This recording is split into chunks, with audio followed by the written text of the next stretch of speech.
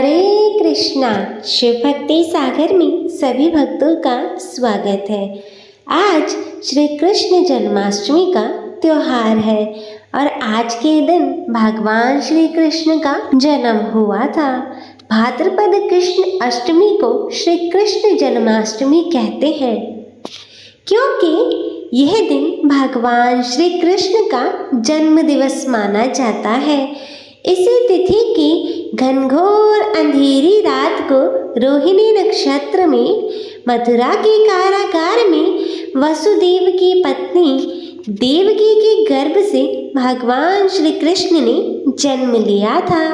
यह तिथि उसी शुभ घड़ी की याद दिलाती है और सभी भक्तों में जन्माष्टमी के प्रति प्रेम दिखाती है।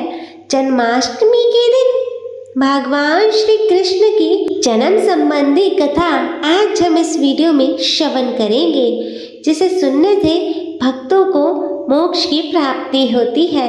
तो बोलिए श्री कृष्ण भगवान की जय। द्वापर युग में भोजवंशी राजा उग्रसेन मथुरा में राज्य करते थे। उसके आताई पुत्र कंस ने उसे गद्दी से उतार दिया और स्वयं मथुरा का राजा बन बैठा। कंस की एक बहन देवकी थी, जिसका विवाह वसुदेव नामक यदुवंशी से हुआ था। एक समय कंस अपनी बहन देवकी को उसके ससुराल पहुंचाने जा रहा था। उसी समय आकाशवाणी हुई, हे कंस, जिस देवकी को तू बड़े प्रेम से ले जा रहा है, उसी में तेरा काल बसता है। इसी के गर्भ से उत्पन्न 8वां बालक तेरा वध करेगा। यह सुनकर कंस वासुदेव को मारने के लिए उद्यत हुआ। तब देवकी ने उससे विनय पूर्वक कहा, मेरे गर्भ से जो संतान होगी उसे मैं तुम्हारे सामने ला दूंगी। बहनोई को मारने से क्या लाभ है। कंस ने देवकी की बात मान ली और मथुरा वापस चला गया और उसने देवकी और वसुदेव को कारागार में डाल दिया। वसुदेव देवकी के एक एक करते 7 बच्चे हुए और 7 को जन्म लेते ही कंस ने मार डाला। अब 8वां पुत्र 8वीं संतान होने वाली थी। कारागार में उन पर कड़े पहरे दिए गए। उसी समय नंद की पत्नी यशोदा को भी संतान होने वाली थी। उन्होंने वसुदेव देवकी के दुखी जीवन को देख 8वें बच्चे की रक्षा का उपाय रचा।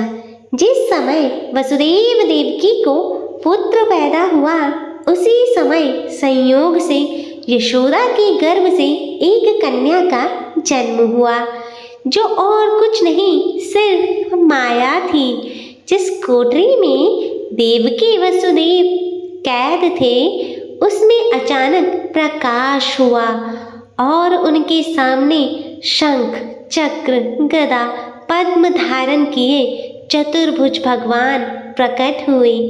दोनों भगवान के चरणों में गिर पड़े। तब भगवान ने उनसे कहा, अब मैं पुनः नवजात शिशु का रूप धारण कर लेता हूँ।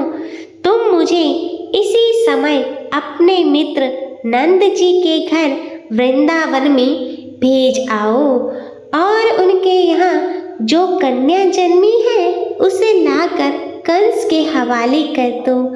इस समय वातावरण अनुकूल नहीं है, फिर तुम चिंता ना करो। जागते हुए पहरेदार सो जाएंगे, कारागार के फाटक अपने आप खुल जाएंगे और उफनती अथाह यमुना तुमको पार जाने का मार्ग देगी। उसी समय वसुदेव नवजात शिशु रूप श्री कृष्ण को सूप में रखकर कारागार से निकल पड़े और अथाह यमुना को पार कर नंद जी के घर पहुँचे। वहाँ उन्होंने नवजात शिशु को यशोदा के साथ सुला दिया और कन्या को लेकर मथुरा आ गए। कारागार के फाटक पूर्वतः बंद हो गए। अब कंस को सूचना मिली कि वसुदेव देवकी को संतान हुई है। उसने बंदी गृह में जाकर देवकी के हाथ से नवजात कन्या को छीनकर पृथ्वी पर पटक देना चाहा, परंतु वह कन्या आकाश में उड़ गई और वहां से कहा, अरे मूर्ख, मुझे मारने से क्या होगा? तुझे मारने वाला तो वृंदावन में जा पहुंचा है। वह जल्द से जल्द तेरे पापों को तुझे दंड देगा और तेरा नाश करेगा। वह कहकर इसके बाद वह माया अंतर ध्यान हो गई। भगवान कृष्ण ने युवावस्था में कंस का वध किया और मथुरा के लोगों को उसके अत्याचार से मुक्ति दिलाई। अपने संपूर्ण जीवन काल में भगवान श्री कृष्ण ने कई लीलाएं रची और गीता के उपदेश से मनुष्य को ज्ञान प्रदान किया। बोले श्री कृष्ण भगवान की जय। तो प्रिय भक्तजनों, यह थी कृष्ण जन्माष्टमी के दिन सुनी जाने वाली कृष्ण जन्म की कथा। तो मैं आशा करती हूँ आप सभी भक्तों को यह कथा पसंद आई होगी।